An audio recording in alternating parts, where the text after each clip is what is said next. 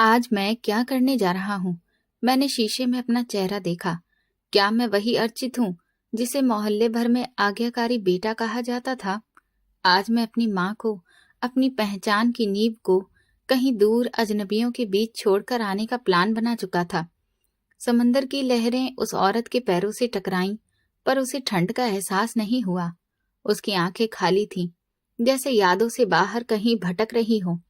कुछ दूरी पर खड़ा उसका बेटा बार बार घड़ी देख रहा था। घर पर बहू का गुस्सा उसका इंतजार कर रहा था। कब तक माँ माँ करते रहोगे? सुबह के शब्द अभी भी उसके कानों में गूंज रहे थे। या तो मैं या तुम्हारी बीमार माँ। यह आखिरी चेतावनी थी। माँ यहीं बैठिए, मैं अभी आता हूँ, उसने कहा। आवाज कांप गई। औरत चुपचाप रेत पर बैठ गई, जैसे आदेश मान लिया हो। जब घर लौटा तो समंदर पीछे रह गया, मगर पछतावा उसके साथ चला आया। मेरा नाम अर्चित है। मैं अपनी माँ का इकलौता बेटा हूँ। वही माँ जिसने मुझे पालने के लिए अपनी पूरी जिंदगी, अपनी जवानी और अपनी हर अधूरी इच्छा बलिदान कर दी। लेकिन आज मैं उसे उसी द्वार पर खड़ा छोड़ आया था जहां मुझे वो एक बोझ, एक रुकावट नजर आने लगी थी। कहानी यहाँ से शुरू नहीं होती। ये उस वक्त से शुरू होती है जब मैं बहुत छोटा था और दुनिया की सर्दी गर्मी से बिल्कुल अनजान था। मेरी याददाश्त के पन्ने बहुत धुंधले हैं, मगर माँ का वो उदास लेकिन चमकता हुआ चेहरा हमेशा याद रहता है। जब मैंने होश संभाला तो खुद को एक कच्चे मकान के आंगन में पाया। नाना नानी बूढ़े हो चुके थे और माँ हमेशा काम में लगी रहती थी। कभी कपड़े धोती तो कभी आंगन में झाड़ू लगाती। माँ, क्यों रो रही हो? क्या नाना ने कुछ कहा? मैंने एक बार उनकी गोद में सिर रखकर पूछा था। मेरा छोटा सा हाथ उनके गालों को छू रहा था। उन्होंने जल्दी से अपने आंसू पोंछे और उदास सी मुस्कान सजाकर बोली, नहीं मेरे बेटे, रो कौन रहा है?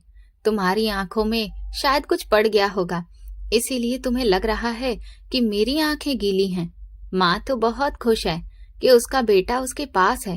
वो जितना छुपाती थी, मुझे उतना ही महसूस होता था कि हम बाकी लोगों के जैसे नहीं हैं। मेरे पापा का साया मेरे सिर से तभी उठ गया था जब मैं सिर्फ 2 साल का था। परिवार वालों ने विधवा माँ को बोझ समझा और लालची चाचा और पत्थर दिल सौतेली दादी ने हमें घर से निकाल दिया। सहारा मिला तो नाना के घर पर, मगर वहां भी गरीबी का बसेरा था। एक दिन मैंने नाना को माँ से कहते सुना, बेटी, हमारी जिंदगी का क्या भरोसा? आज है, कल नहीं। तुम अभी जवान हो, अभी तो जिंदगी शुरू हुई है, इसलिए शादी कर लो ताकि तुम्हारा भी घर बस जाए। अकेली जिंदगी कटती नहीं है बेटी। माँ ने उस दिन पहली बार तेज आवाज और 2 टूक अंदाज में जवाब दिया। पापा, मेरा सहारा मेरा बेटा बनेगा। मैं उसके साथ जिंदगी गुजारूंगी, मगर अब किसी दूसरे आदमी का नाम अपने साथ नहीं जोड़ूंगी। मुझे डर है कि कहीं सौतेले बाप बनाकर मैं अपने अर्चित के साथ बुरा व्यवहार ना कर बैठूं, या कोई और उसे वो प्यार ना दे जिसका वो हकदार है। उसकी क्या गलती है कि वो मेरी वजह से अपनों के बीच भी अजनबी बनकर रहे? मैं इसे अनाथ होने का एहसास नहीं होने दूंगी। वो दिन था और आज का दिन है। माँ ने अपनी जवानी को पूरी तरह जैसे कहीं पर दफन कर दिया था। वो सिर्फ 25 साल की थी जब विधवा हो गई थी, मगर उन्होंने मेरी खातिर हर सुविधा, हर रिश्ता ठुकरा दिया। अर्चित बेटा, आज नाना की तबीयत ज्यादा खराब है, तुम घर पर रहो, मैं जरा काम से आती हूँ। माँ ने अपना फटा हुआ दुपट्टा सिर पर रखते हुए कहा। उनके आवाज में कमजोरी थी, मगर हिम्मत पहाड़ के जैसी थी। उनके हाथों में वो निशान थे जो दूसरों के घरों में बर्तन मांजने और पोछा लगाने से पड़ गए थे। वो पूरा पूरा दिन लोगों के घरों में मेहनत करती ताकि मेरे स्कूल की फीस चुका सके। नाना के देहांत के बाद तो जैसे हालात ने हमें दीवार से ही लगा दिया। नानी भी बिस्तर से लग गई थी, मगर माँ ने हिम्मत नहीं हारी। मैं खुद बीमार होती, उन्हें अक्सर सिर में बहुत तेज दर्द रहता, मगर वो कभी भी दवा नहीं लेती थी। कुछ भी नहीं हुआ बेटा, थोड़ी सी चाय पी लूंगी तो ठीक हो जाऊंगी। तुम ये पैसे रख लो, कल तुम्हारी स्कूल की ट्रिप है ना, वहां काम आएंगे। वो हमेशा यही कहती, लेकिन मेरे लिए वो एक से एक अच्छे जूते, नए कपड़े और साफ सुथरी ड्रेस हमेशा वक्त पर लेकर आती। मुझे कभी किसी चीज की कमी महसूस नहीं होने दी। एक बार मुझे तेज बुखार हुआ तो वो पूरी रात मेरे सिर के पास बैठी रही। सर्दी की कड़कड़ाती रात में उनके पास ओढ़ने के लिए ठीक से कंबल भी नहीं था, मगर वो मुझे अपनी गर्म गोद में छुपाकर रखती। माँ, आप सो जाइए, मैं ठीक हूँ, अब बुखार कम हो गया है, मैंने फिक्र करते हुए कहा था। जब तुम ठीक हो जाओगे बेटा, तब मुझे नींद आएगी ना। अर्चित, तुम ही तो मेरा सब कुछ हो, मेरी पूरी जिंदगी की कमाई, मेरा गुरूर। बस तुम पढ़ लिख कर बड़े आदमी बन जाओ, मेरी सारी थकान उतर जाएगी। उन्होंने मेरे माथे पर प्यार से हाथ फेरा। उस वक्त मुझे लगता था कि मैं अपनी माँ के बिना एक पल भी नहीं रह सकता। मैं उनका हाथ पकड़कर सोता था कि कहीं वो मुझे छोड़कर न चली जाएं। वक्त पंख लगाकर उड़ता गया। मैं पढ़ लिख कर एक मल्टीनेशनल कंपनी में अच्छी पोजीशन पर काम करने लगा। अब हालात बदल चुके थे। हमने नाना के उस पुराने कच्चे घर की मरम्मत करवाकर एक नया और शानदार घर बनवा लिया। मैं अब कामयाब नौजवान था। मेरा एकमात्र मकसद माँ को वो सारी खुशियां देना था जिनका उन्होंने मेरी खातिर बलिदान किया था। अब आपको किसी के घर काम करने की जरूरत नहीं है माँ, आप सिर्फ आराम करेंगी और मैं आपकी सेवा करूंगा, मैंने प्यार से उनका हाथ पकड़कर कहा। माँ की आंखों में खुशी के तारे झिलमिला उठे। बेटा, तू कामयाब हो गया। मेरी तो बरसों की प्रार्थना भगवान ने मंजूर कर ली।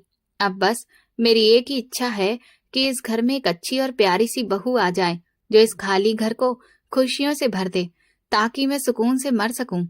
अपनी कंपनी में नौकरी के दौरान ही मुझे शिवानी पसंद आ गई। वो खूबसूरत, पढ़ी लिखी और ऊंचे ख्यालों की लड़की थी।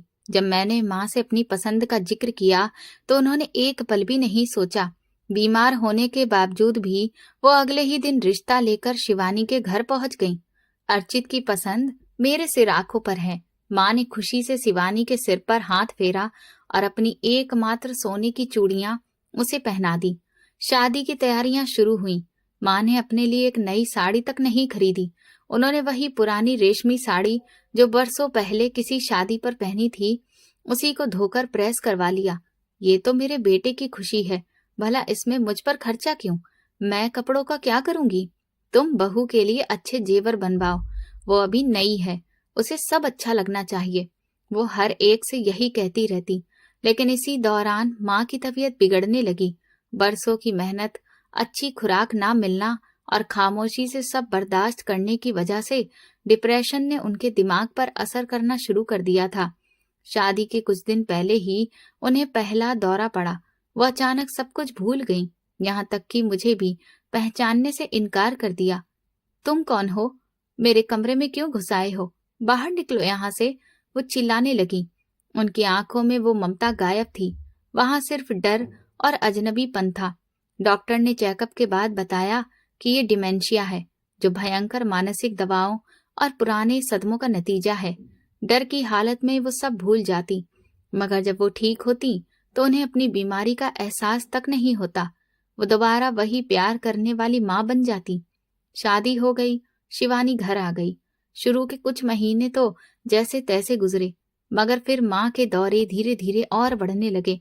वो कभी किचन में जलता हुआ चूल्हा खुला छोड़ देती, तो कभी आधी रात को घर का मेन गेट खोलकर गली में निकल जाती और कभी शिवानी को देखकर शोर मचा देती कि ये चोर है।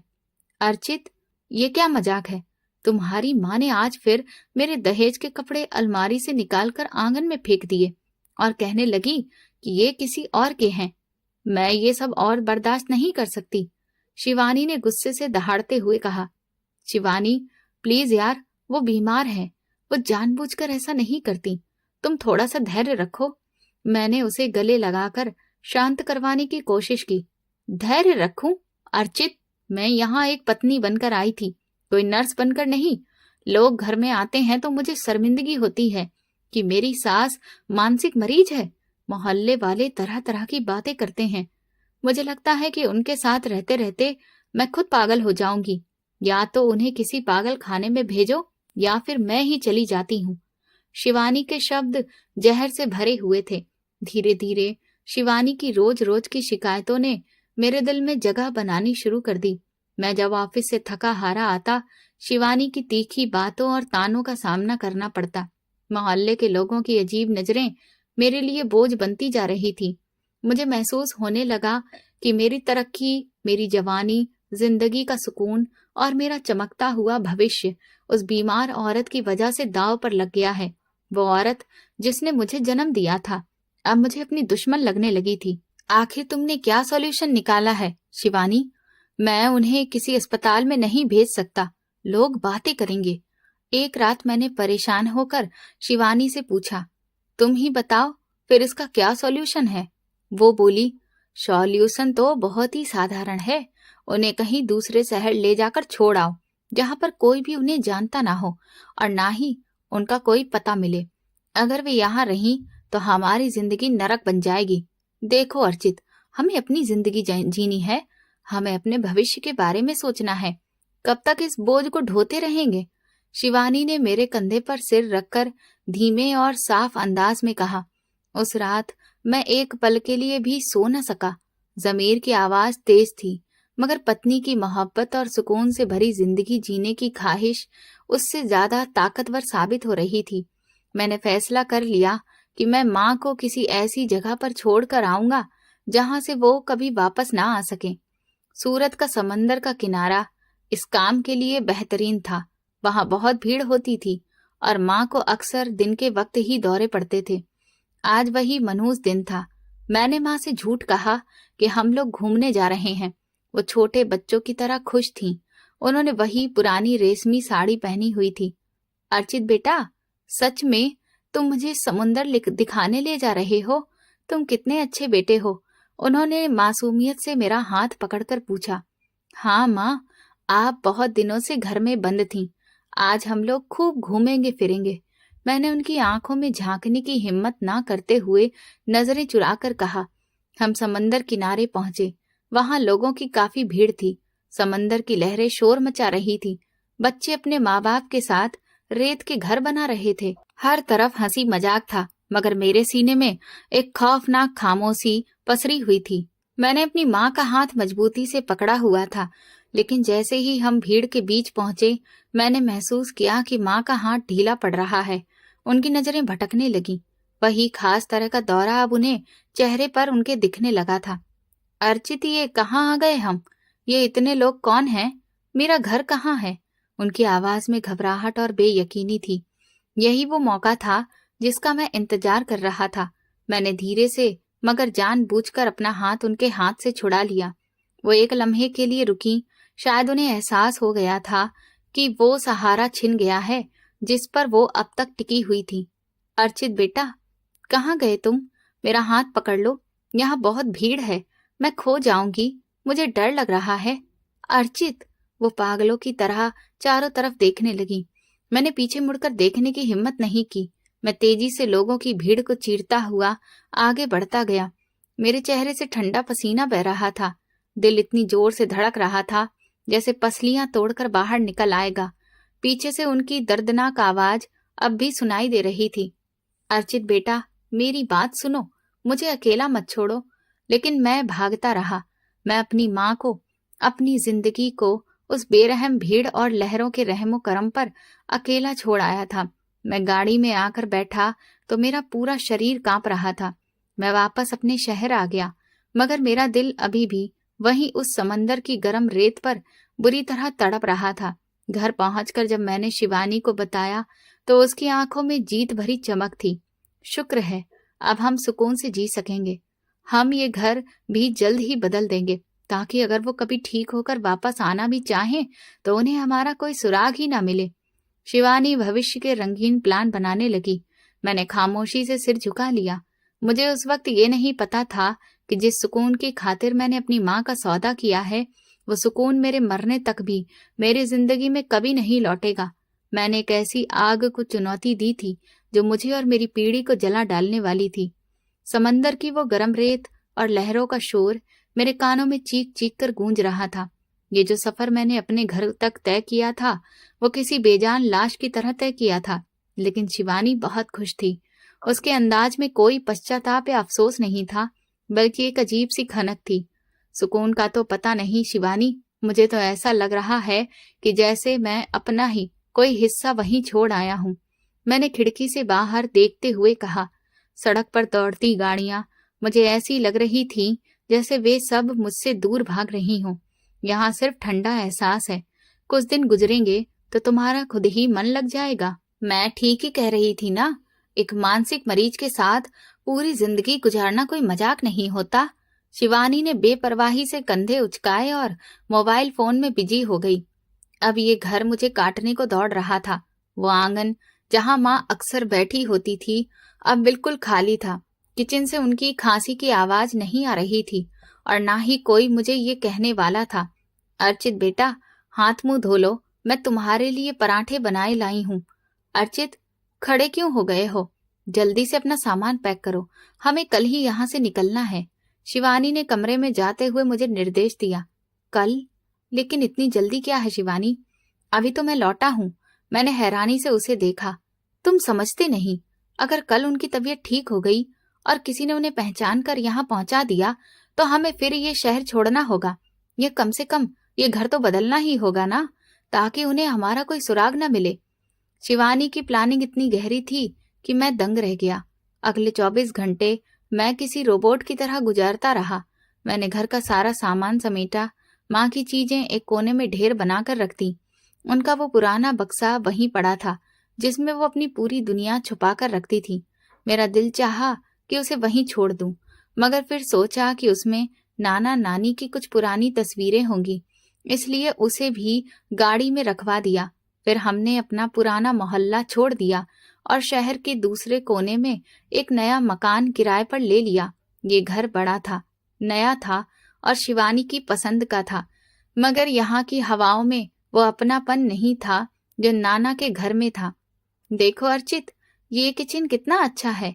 अब मुझे किसी की दखल अंदाजी का कोई डर नहीं होगा। शिवानी नए घर की दीवारों को देखकर खुशी से उछल रही थी। हाँ, बहुत अच्छा है, मैंने बेमन से कहा। मेरी नजर बार बार दरवाजे की तरफ उठ जाती थी, जैसे मुझे उम्मीद हो कि अभी माँ अंदर दाखिल होंगी और कहेंगी, अर्चित, ये नया घर तो बहुत ही प्यारा है। रात हुई तो नींद मेरी आंखों से कोसों दूर थी। बाहर बारिश शुरू हो गई थी। बारिश की हर बूंद जैसे मेरे जमीर पर दस्तक दे रही थी। मुझे याद आया कि माँ को बारिश से बहुत डर लगता था।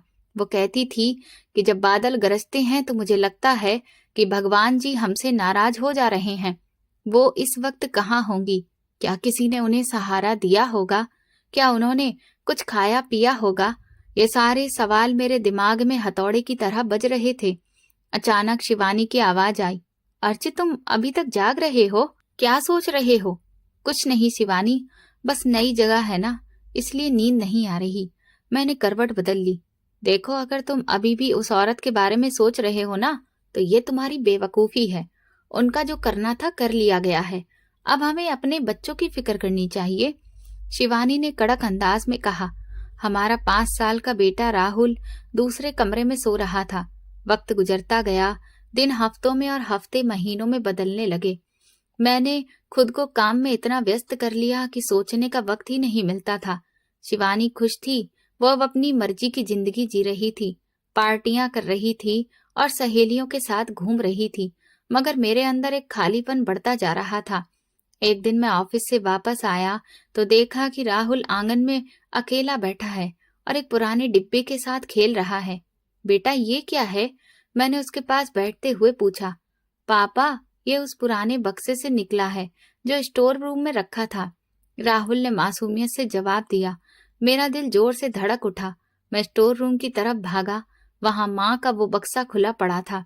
शिवानी ने शायद सफाई के दौरान उसे वहां से निकालकर आंगन में रख दिया था ताकि उसे कबाड़ी को दिया जा सके। मैं बक्से के पास बैठ गया। उसमें से वही पुरानी खुशबू आ रही थी जो माँ के कपड़ों से आती थी। मैंने बक्से के अंदर हाथ डाला। सबसे ऊपर उनकी वो पुरानी माला पड़ी थी जिसके दाने लगातार जप करने से घिस चुके थे। नीचे उनके कुछ पुराने कपड़े थे। अर्चित, तुम ये क्या कर रहे हो? मैंने कहा था ना कि ये कबाड़ है, निकाल दो इसे, इससे घर में बदबू आती है। शिवानी ने स्टोर के दरवाजे पर खड़े होकर नाक सिकोड़ते हुए कहा। शिवानी, ये कबाड़ नहीं है, ये मेरी माँ की निशानियां हैं। मैंने पहली बार दबे हुए होंठों से जवाब दिया। निशानियां? वो औरत खुद एक बोझ थी और तुम उनकी पुरानी चीजें संभाल कर रख रहे हो? फेंक दो इसे। शिवानी चिल्लाई। नहीं शिवानी, ये यहीं रहेगा। मैंने बक्सा बंद कर दिया, लेकिन मेरा हाथ कांप रहा था। उसी रात मुझे एक अजीब सा सपना आया।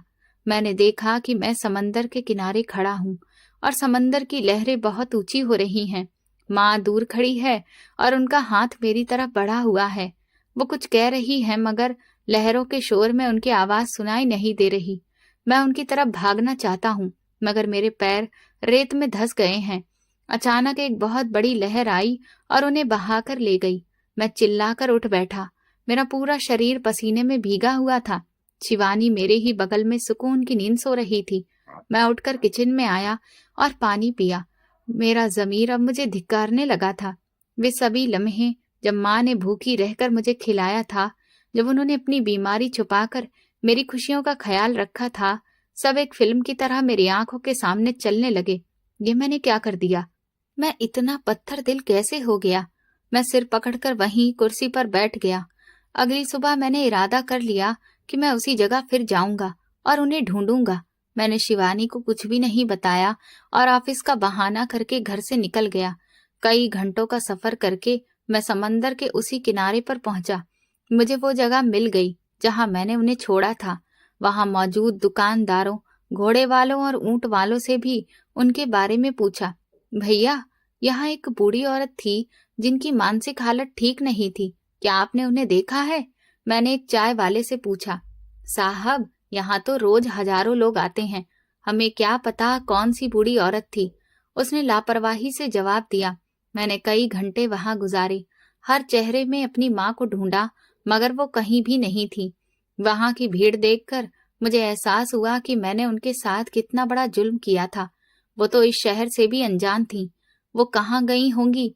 मैं नाउम्मीद होकर घर वापस लौट आया।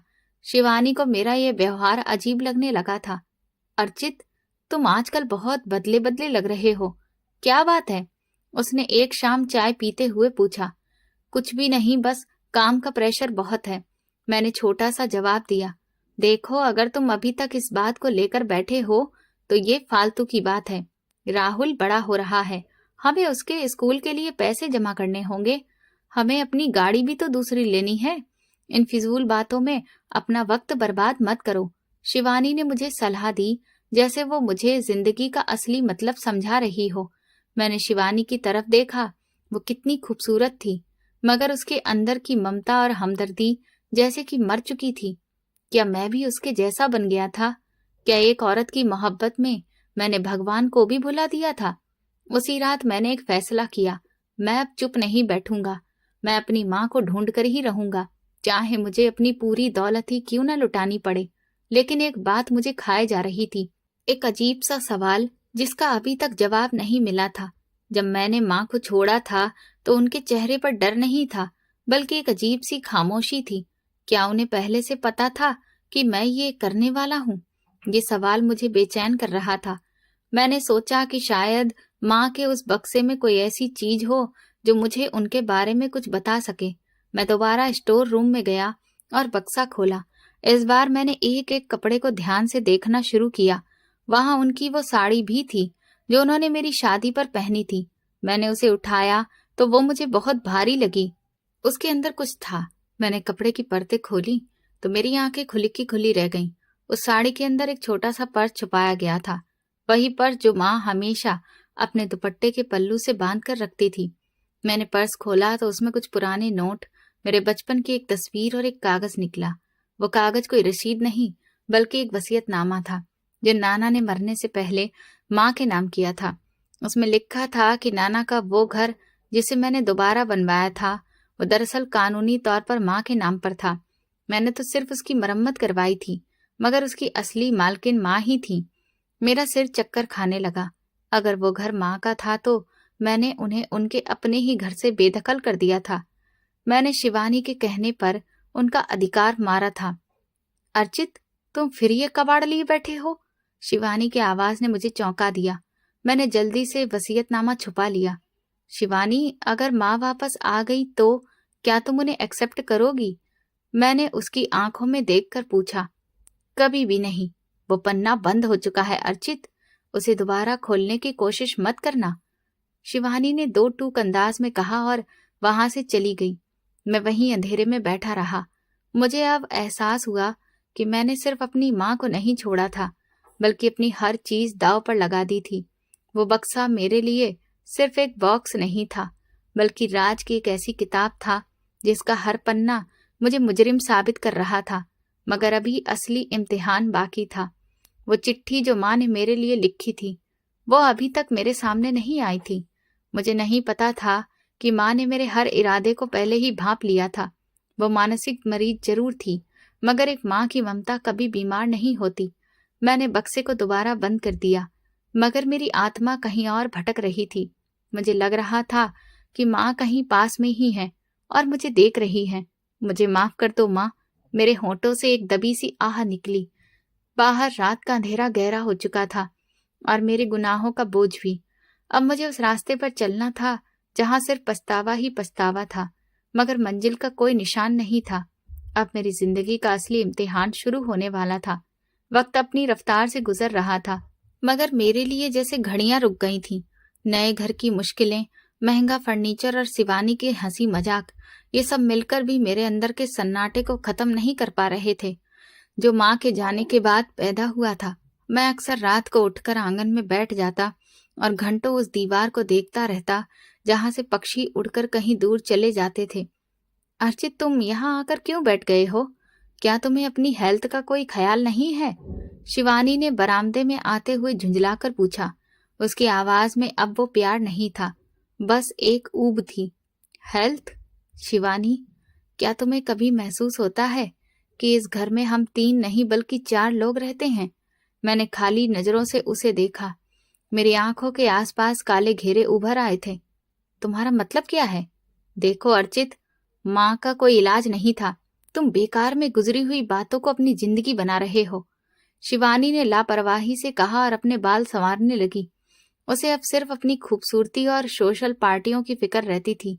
वो गुजरी हुई बात नहीं है शिवानी, वो मेरी माँ थी। मैंने धीमे अंदाज में कहा। मेरे अंदर एक अजीब सी बेचैनी पल रही थी, जैसे कोई चीज मुझे अंदर ही अंदर खा रही हो। दिन गुजरने के साथ साथ मेरी हालत बदलने लगी।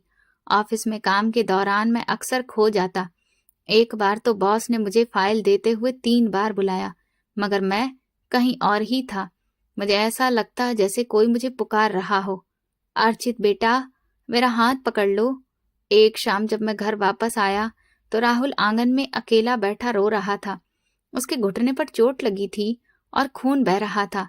शिवानी कमरे में किसी से फोन पर हंस हंसकर बातें कर रही थी। शिवानी, राहुल को चोट लगी है और तुम यहाँ फोन पर लगी हो? मैंने गुस्से में चिल्लाकर कहा। मेरे अंदर का लावा आज फट पड़ा था। अरे तो क्या हुआ? बच्चे तो गिरते ही रहते हैं, तुम इतना हाइपर क्यों हो रहे हो? शिवानी ने फोन कान से हटाए बिना ही जवाब दिया। उसके ठंडे लहजे ने मेरा दिल चीर दिया। मैंने राहुल को गोद में उठाया और उसके जख्म साफ करने लगा। अचानक मेरे दिमाग में एक तस्वीर लहराई। बचपन में जब मुझे चोट लगती थी तो माँ तड़प उठती थी। वो खुद भूखी सो जाती थी, मगर मेरे जख्म पर पट्टी बांधने के लिए पड़ोस से मरहम मांग कर ले आती थी। पापा, आप क्यों रो रहे हो? राहुल ने मासूमियत से मेरे आंसू पोंछते हुए पूछा। कुछ नहीं बेटा, बस आंख में कुछ पड़ गया है। मैंने उसे सीने से लगा लिया। उस पल मुझे एहसास हुआ कि ममता क्या होती है, और मैं अपनी औलाद को इतनी बड़ी हस्ती के आशीर्वाद से अलग कर चुका था। उसी रात मुझे पहला दौरा पड़ा। मैं सो रहा था कि अचानक मुझे लगा जैसे कमरे में धुआं भर गया हो। मैं हड़बड़ाकर उठ बैठा और इधर उधर भागने लगा। मुझे अपना नाम, अपना घर, यहाँ तक कि शिवानी का चेहरा भी अजनबी लगने लगा। कौन हो तुम? मैं यहाँ कैसे आया? मेरी माँ कहाँ है? मैंने शिवानी को झकझोरते हुए पूछा। मेरी आवाज में अजीब सा डर था। अर्चित, ये क्या कह रहे हो? होश में आओ। मैं शिवानी हूँ, तुम्हारी पत्नी हूँ। वो बुरी तरह डर गई थी। कुछ मिनटों बाद जब मैं नॉर्मल हुआ तो मुझे याद नहीं था कि मैंने क्या कहा था, मगर शिवानी के चेहरे पर डर साफ दिखाई दे रहा था। ये बिल्कुल वही बीमारी थी जो माँ पर भी छाई रहती थी। पछतावे ने मेरी मानसिक हालत पर असर करना शुरू कर दिया था। डॉक्टरों ने इसे ट्रॉमेटिक स्ट्रेस बताया, मगर मैं जानता था कि ये पश्चाताप की शुरुआत थी। अर्चित, तुम ठीक हो ना? कल रात तुम बहुत अजीब बातें कर रहे थे। अगले दिन नाश्ते पर शिवानी ने हिचकिचाते हुए पूछा। मुझे कुछ भी याद नहीं शिवानी, बस ऐसा लगता है जैसे मेरा दिमाग दो हिस्सों में बट गया है। एक हिस्सा अतीत में भटक रहा है और दूसरा अभी भी डरा हुआ है। मैंने चाय का कप पकड़ते हुए कहा। मेरे हाथ हल्के हल्के कांप रहे थे। देखो, तुम्हें आराम की जरूरत है, हम कुछ दिनों के लिए शहर से बाहर चलते हैं, शिवानी ने राय दी। मगर मैं जानता था कि वो खुद उस माहौल से भागना चाहती थी। कुछ दिनों बाद मैं दोबारा सूरत गया। इस बार मैं किसी को बताए बिना निकला। समंदर के किनारे वही भीड़, वही लहरें, सब कुछ वही था।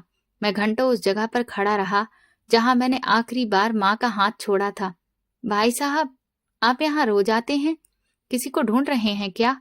एक बूढ़े ऊंट वाले ने मुझसे पूछा। उसकी आंखों में हमदर्दी थी। हाँ, मेरी माँ खो गई है यहाँ पर, मैंने भरी हुई आवाज में जवाब दिया। साहब, यहाँ जो खो जाता है वो दोबारा नहीं मिलता। या तो समंदर उसे ले जाता है या फिर ये भीड़ भरा शहर। लेकिन एक अम्मा थी, कुछ महीनों पहले यहाँ बैठी रो रही थी। उन्हें कुछ लोग साथ ले गए। उसने धुंधली याददाश्त पर जोर देते हुए कहा। कौन लोग? कहाँ ले गए? मैं तड़प कर उसका कंधा पकड़ लिया। पता नहीं, कोई गाड़ी आई थी, शायद किसी ओल्ड एज होम वाले थे, उसने बेचारगी से कहा। मैंने सूरत के हर हॉस्पिटल, हर ओल्ड एज होम, हर थाने के चक्कर लगाए। मैं उनकी तस्वीर दिखाता, हाथ पैर जोड़ता, पैसे देने की पेशकश करता, मगर जवाब हर जगह एक ही था। ऐसी बहुत सी औरतें आती हैं, आपके पास कोई ठोस निशानी है? मैं टूट चुका था। जब मैं वापस अपने शहर आया तो शिवानी से मेरा झगड़ा बढ़ गया। वो मेरी इस हालत से परेशान हो चुकी थी। अर्चित, मैं अब इस पागलपन को और बर्दाश्त नहीं कर सकती। तुम हर वक्त अपनी माँ का राग अलापते रहते हो। तुमने खुद उन्हें छोड़ा था, अब ये ड्रामा क्यों कर रहे हो? शिवानी ने गुस्से से अपना बैग बेड पर पटक दिया। ये ड्रामा नहीं है शिवानी, ये मेरे जमीर की पुकार है। तुम नहीं समझोगी क्योंकि तुमने कभी प्यार किया ही नहीं, तुमने सिर्फ जरूरतें पूरी की हैं। मैंने सख्ती से जवाब दिया। मोहब्बत? अगर मैं तुमसे मोहब्बत न करती तो तुम्हारे इस बीमार दिमाग के साथ अब तक न रहती। राहुल पर क्या असर पड़ रहा है तुम्हें अंदाजा भी है? वो तुमसे डरने लगा है। शिवानी की बातें मेरे दिल पर तीर की तरह लगी। मैं राहुल के कमरे में गया। वो अपनी किताब में खोया था। मुझे देखकर वो एक पल रुका, फिर दोबारा पढ़ने लगा। मैं उसके पास बैठा, उसके सिर पर हाथ रखा।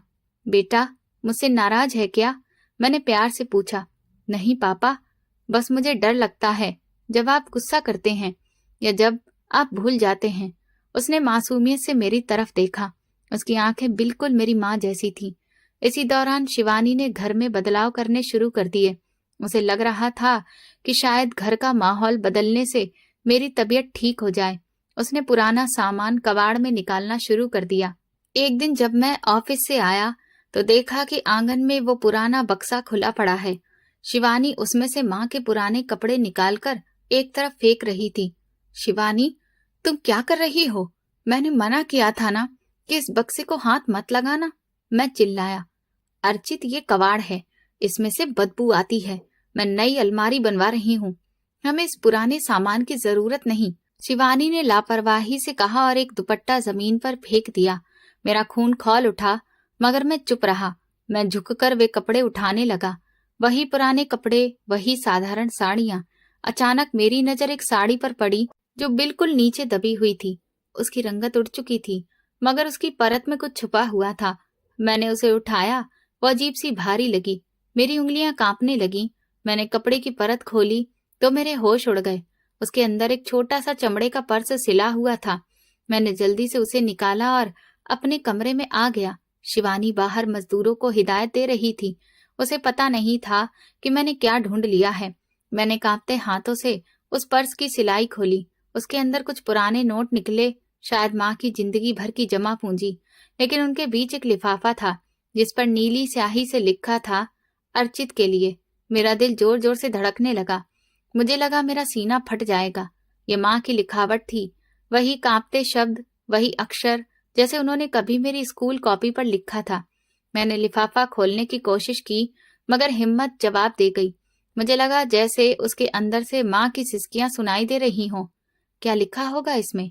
क्या उन्होंने मुझे बद्दुआ दी होगी या फिर कोई आखिरी शिकायत? बाहर बादल गरज रहे थे। वही काली रात, वही बारिश जो मन को डरा देती है। मैंने खिड़की से बाहर देखा। आसमान से गिरती हर बूंद जैसे मुझसे पूछ रही थी, तुमने उसे कहाँ छोड़ा? शिवानी कमरे में आई। उसके चेहरे पर अब भी वही बेरुखी थी। अर्चित, कहाँ लग गए हो? उसने पूछा। मैंने वो लिफाफा जल्दी से तकिए के नीचे छुपा दिया। मैं नहीं चाहता था कि शिवानी को इसका पता चले। अभी मेरी हिम्मत नहीं थी उसे पढ़ने की। मुझे लग रहा था कि जैसे ये चिट्ठी खुलेगी, मेरी जिंदगी की बाजी पूरी तरह पलट जाएगी। रात के पिछले पहर जब पूरा घर सो रहा था, मैंने धीरे से वो चिट्ठी निकाली। कमरे में खामोशी इतनी गहरी थी कि मुझे अपनी सांसों की आवाज भी हथौड़े की तरह लग रही थी। मैंने लिफाफे का कोना पकड़ा। चिट्ठी के अंदर से निकला कागज आंसुओं के धब्बों से भरा हुआ था। जैसे ही मेरी नजर पहली लाइन पर पड़ी, मेरे पैरों तले से जमीन निकल गई और आंखों के सामने अंधेरा छाने लगा। उस चिट्ठी में वो सच लिखा था जिसने मेरे पछतावे को कभी ना खत्म होने वाली सजा में बदल दिया था। माँ को सब पता था। उन्हें वो सब याद था जो मैं और शिवानी आपस में बातें करते थे। उन्हें सिर्फ एक बीमारी नहीं थी, बल्कि वो तो मेरी परीक्षा थी। मैंने चिट्ठी पढ़ना शुरू किया, मगर हर शब्द मेरे सीने में खंजर की तरह उतर रहा था। मेरे प्यारे बेटे अर्चित। मेरी जुबान से ये पढ़ते ही एक अजीब सी सिसकी निकल गई। मेरी माँ, मेरी प्यारी माँ। मेरी आंखों से आंसू ऐसे गिरने लगे जैसे वो भी मेरे साथ रो रही हो। उसमें लिखा था, मेरे बेटे, मैं तुम्हारी और तुम्हारी पत्नी की सारी बातें सुन चुकी हूँ। मुझे दूर कहीं छोड़ आओगे, इसका अंदाजा मुझे तभी हो गया था जब एक रात तुम शिवानी से कह रहे थे, तुम फिक्र मत करो, मैं इसका कोई ना कोई हल निकाल लूंगा। अर्चित, माँ का दिल तो वैसे ही कमजोर होता है, मगर उस दिन मैंने खुद को पत्थर कर लिया था। मैं जानती हूँ कि जब तुम ये चिट्ठी पढ़ोगे तो मैं तुम पर बोझ बन चुकी होंगी और तुम उस बोझ को उतार कर किसी अजनबी जगह फेंक आओगे। मुझे दौरे पड़ते हैं और मुझे कुछ याद नहीं रहता, ये सच है, लेकिन मेरा दिल कभी नहीं भूलता कि तुम मेरे वही छोटे अर्चित हो जिसे मैंने लोगों के घरों में बर्तन मांजकर और एक वक्त की रोटी खाकर पाला है। तुम्हारा चेहरा मुझे डर की हालत में भी नहीं भूलता। जब तुम बचपन में बीमार पड़ते थे तो मैं कई कई रातें तुम्हारे सिरहाने जाग कर गुजारती थी। अगर मेरा वजूद तुम्हारी खुशियों में रुकावट है तो मैं खुद तुम्हारे साथ चलूंगी, मैं तुम्हें रोकूंगी नहीं। मैंने वो चिट्ठी अपने सीने से लगा ली। मेरे अंदर कयामत टूट पड़ी थी। माँ को सब पता था। वो जानते बूझते उस मुश्किल सफर पर मेरे साथ चल पड़ी थी ताकि उनका बेटा खुश रह सके। मैं तुम्हें बद्दुआ नहीं दूंगी अर्चित, क्योंकि माँ की जुबान पर बद्दुआ नहीं आती। मगर मेरी बात याद रखना, हमेशा भगवान से डरना, क्योंकि माँ को छोड़ने वाले को दुनिया कभी सुकून नहीं देती। मैं तुमसे नाराज नहीं हूँ, बस एक प्रार्थना है कि तुम्हें कभी वो दिन न देखना पड़े जो तुम मुझे दिखा रहे हो। कल को तुम्हारी औलाद भी तुम्हें ऐसे ना छोड़ दे जैसे तुम मुझे छोड़कर आए हो। उसी पल मुझे अपने पीछे किसी की मौजूदगी का एहसास हुआ। मैंने मुड़कर देखा, मेरा बेटा राहुल दरवाजे पर खड़ा था। उसके मासूम चेहरे पर ऐसी संजीदगी और दुख था जो उसकी उम्र से कहीं ज्यादा था। पापा, आप रो क्यों रहे हो? क्या आपको भी दादी की तरह दौरा पड़ गया है? राहुल ने पास आकर मासूमियत से पूछा। मैंने उसे गले लगाना चाहा, मगर वो एकदम पीछे हट गया। उसकी आंखों में ऐसा सवाल था जिसने मेरी आत्मा के टुकड़े टुकड़े कर दिए। पापा, एक बात पूछूं? जब आप बूढ़े हो जाओगे और आपको डर लगने लगेगा तो मैं भी आपको समंदर पर छोड़ आऊंगा ना, और फिर हम अपना घर बदल लेंगे ताकि आप हमें ढूंढ ना सको। मैंने सब सुना था पापा। आप मम्मी से कह रहे थे कि दादी अब बोझ बन गई है। अपने 7 साल के बेटे के मुंह से ये सुनकर मैं दंग रह गया। मैं बड़ा हो रहा हूँ पापा, मैं आपसे सब सीख रहा हूँ कि अपने बुजुर्गों के साथ क्या करना है। राहुल के ये शब्द नहीं थे, वो जलते हुए कोयले थे जो उसने मेरे कलेजे पर रख दिए थे। नहीं राहुल, ऐसा नहीं कहते बेटा, मेरा मतलब वो नहीं था। मेरे होंठों से बड़ी मुश्किल से ये शब्द निकले, मगर वे शब्द मेरा साथ नहीं दे रहे थे। क्यों पापा, आपने भी तो यही किया था ना, दादी का हाथ छोड़ दिया था। मैंने वो दिन देखा था जब आप वापस आए थे और मम्मी बहुत खुश हो रही थी। मैं आपका बेटा हूँ, मैं वही करूंगा जो आपने किया। राहुल ये कहकर कमरे से बाहर निकल गया और मुझे ऐसा लगा जैसे वो मुझे मेरी अपनी ही तस्वीर दिखा गया हो। मेरा पूरा शरीर कांपने लगा था। पछतावा भी एक नासूर बनकर मेरी रगों में दौड़ रहा था। मैं पागलों की तरह उठा और शिवानी की तरफ बढ़ा, जो अभी तक वहीं खड़ी तमाशा देख रही थी। उसके चेहरे पर डर की लकीरें साफ दिख रही थी। देख लिया शिवानी, ये तुम्हारी परवरिश है। तुमने मेरे मासूम बेटे के दिमाग में जहर भर दिया। तुमने मुझसे मेरी माँ छीनी और आज मेरा बेटा मुझसे मेरा भविष्य छीन रहा है। तुमने कहा था ना कि हम सुकून से रहेंगे। देखो कितना सुकून है इस घर में। मैं गुस्से और दुख से चिल्लाया, अर्चित होश में आओ, ये सब तुम खुद कर रहे हो। मैंने तो बस तुम्हें राय दी थी। शिवानी भी चिल्लाई, खामोश, दफा हो जाओ मेरी नजरों से। तुम्हारी वजह से मैंने अपनी खुशियां बेच दी। आज से मेरा और तुम्हारा कोई रिश्ता नहीं। अगर तुम मेरी माँ को एक्सेप्ट नहीं कर सकती तो मैं अभी जा रहा हूँ। मैं उन्हें ढूंढ कर लाऊंगा, वरना कभी वापस नहीं आऊंगा। मैंने उसे झटका दिया और घर से बाहर निकल गया। मैं सीधा समंदर पर पहुंचा। आज समंदर का शोर ताने बनकर मेरे कानों से टकरा रहा था। अर्चित, कहाँ है तेरी माँ? लहरें जैसे मुझसे सवाल कर रही थी। मैं रेत पर घुटनों के बल बैठ गया और दहाड़ मारकर रोने लगा। माँ, मुझे माफ कर दो। मैं गुनहगार हूँ। मैं शैतान बन गया था। मैंने कई हफ्ते फिर उन्हीं सड़कों पर गुजारे। एक बार फिर हर ओल्ड एज होम, हर हॉस्पिटल, हर मंदिर की खाक छानी जहां लावारिस लोग तन्हा रहते थे। मैं खुद पागल बन चुका था। मेरे कपड़े गंदे हो चुके थे, दाढ़ी बढ़ गई थी और मुझे भी मानसिक दबाव की वजह से दौरे पड़ने लगे थे। मैं सड़क पर चलते चलते रुक जाता और लोगों के सामने हाथ जोड़कर पूछता, क्या आपने मेरी माँ को देखा है? उन्होंने सूती साड़ी पहनी होगी, वो मुझे ढूंढ रही होंगी। लोग मुझे पागल समझकर धक्का दे देते या तरस खाकर कोई सिक्का मेरी तरफ उछाल देते। एक दिन एक सामाजिक केंद्र के ऑफिस से जानकारी मिली कि एक भली औरत उनके ओल्ड एज होम में है, जिन्हें कुछ साल पहले समंदर से लाया गया था। मेरा दिल जोर जोर से धड़कने लगा। जब मैं वहां पहुंचा तो एक बड़े से हॉल में बहुत सारे बूढ़े लोग अपनी बारी का इंतजार कर रहे थे। एक दूर दराज कोने में वो वजूद दीवार से टेक लगाए बैठा था, जिसकी पहचान मेरे खून की एक एक बूंद में बसी थी। माँ, मैं हिचकियां लेते हुए उनके कदमों में गिर पड़ा। माँ ने धीरे से सिर उठाया। उनकी आंखों में वही पुरानी पहचान नहीं थी, बल्कि गहरी अजनबियत और दुख था। कौन हो तुम बेटा? मेरा अर्चित कहाँ है? वो आने वाला होगा। उसने कहा था कि वो मेरे लिए गुब्बारे लाएगा। उसने मेरा हाथ गलती से छोड़ दिया था ना। उन मासूम शब्दों ने मेरे सीने में खंजर उतार दिया। माँ, मैं ही हूँ आपका अर्चित, आपका वही कमबख्त बेटा। मुझे माफ कर दो, मैं आपको लेने आया हूँ। अब हम कभी अलग नहीं होंगे। माँ ने मेरा हाथ झटक दिया। नहीं, तुम वो नहीं हो। मेरा अर्चित बहुत अच्छा था। वो मेरी तस्वीरें भी संभाल कर रखता था। वो मुझे कभी नहीं छोड़ सकता। तुम यहाँ से चले जाओ, मैं अपने बेटे का इंतजार कर रही हूँ। मैं घंटों उनके पैरों में पड़ा रोता रहा, माफी मांगता रहा। ओल्ड एज होम के एडमिनिस्ट्रेशन ने ये सब देखा तो उनकी आंखों में भी आंसू आ गए। आखिरकार जब मैं तड़प कर उनका दामन थामे और अपनी जिंदगी का वास्ता दिया तो उनकी आंखों में एक लम्हे के लिए चमक आई।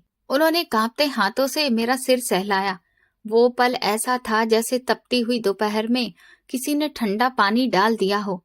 मैं माँ को वापस घर ले आया। वो बहुत चुप रहती थी। मैं उनकी हर जरूरत का ख्याल रखता हूँ, उनके पैर दबाता हूँ, अपने हाथों से खाना खिलाता हूँ। शिवानी अब घर में एक सामान की तरह रहती है। वो माँ के सामने नजर नहीं उठा पाती क्योंकि राहुल अब उससे बात ही नहीं करता। मेरा बेटा अपनी माँ से नफरत करता है क्योंकि उसने अपनी दादी के साथ जो किया वो राहुल के नन्हे दिल पर एक गहरा जख्म बन गया है। माँ बाप जब कमजोर होते हैं, जब वे एक बच्चे की तरह जिद्दी हो जाते हैं, तो वे बोझ नहीं होते। वे दरअसल हमारे कर्मों को सुधारने का सुनहरा मौका होते हैं। जो औलाद इस इम्तिहान में फेल हो जाती है, वो पूरी जिंदगी दुनियादारी में कितनी ही कामयाब क्यों ना हो जाए, अंदर से हमेशा खाली और नाकाम ही रहती है। मैं आज भी जब माँ को सोते हुए देखता हूँ तो वो चिट्ठी याद आ जाती है और मेरा वजूद शर्मिंदगी की आग में जलने लगता है। पछतावा शायद कभी खत्म नहीं होता, बस इंसान उसके साथ जीना सीख लेता है। तो दोस्तों, अगर आपको ये कहानी पसंद आई है और आप किस शहर से हैं ये कहानी सुन रहे, कमेंट करके जरूर बताएं। वीडियो को लाइक करें, हाइप दें और ज्यादा से ज्यादा शेयर करें। चैनल पर नए हैं तो सब्सक्राइब करें और नोटिफिकेशन बेल दबाएं ताकि अगली अपडेट सबसे पहले आपको मिले। ये कहानी पूरी तरह से काल्पनिक है। इसमें दिखाए गए सभी पात्र, घटनाएं और स्थान कल्पना पर आधारित हैं। किसी भी व्यक्ति, परिवार या वास्तविक घटना से इसका कोई संबंध नहीं है। कहानी का उद्देश्य केवल सामाजिक संदेश और मानवीय संवेदनाओं को प्रस्तुत करना है, ना कि किसी की भावनाओं को ठेस पहुंचाना। धन्यवाद।